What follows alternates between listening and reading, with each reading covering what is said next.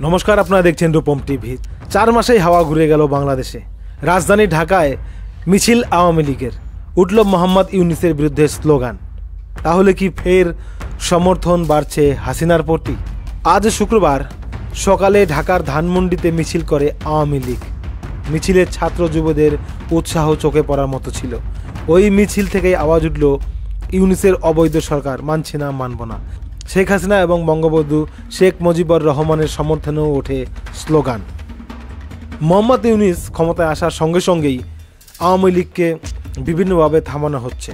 আওয়ামী লীগের সংগঠনদের ব্যান করা হয়েছে, আওয়ামী লীগের নেতাকর্মীদের পেটানো হচ্ছে, খুন করা হচ্ছে, জেলে ঢোকানো হচ্ছে, শেখ হাসিনাকে দেশে নিয়ে এসে ফাঁসি দেওয়া হবে, এমন কথা হচ্ছে। এরকম একটা পরিস্থিতিতে শেখ হাসিনা বা আওয়ামী লীগ পুনরায় ঘুরে দাঁড়াবে কিনা একটা প্রশ্নের মধ্যে ছিল। কিন্তু যে হারে মোহাম্মদ ইউনূসরা ভারত বিরোধী, ভারতের সাথে যুদ্ধ, এই সমস্ত করে দেশের মধ্যে অরাজকতার সৃষ্টি করছে, তাতে বাংলাদেশের মানুষ বিরক্ত। পুনরায় তারা শেখ হাসিনাকে চাইছে। তাই তো আজ শুক্রবার সকালেই ঢাকাতে ধানমন্ডিতে আওয়ামী লীগের মিছিল। সেই মিছিলে ছাত্র যুবদের উৎসাহ চোখে পড়ার মতো। তো যাই হোক, সংগঠিত হচ্ছে আওয়ামী লীগ ফিরে আসবে, আওয়ামী লীগ ফিরে আসবে নেত্রী শেখ হাসিনা।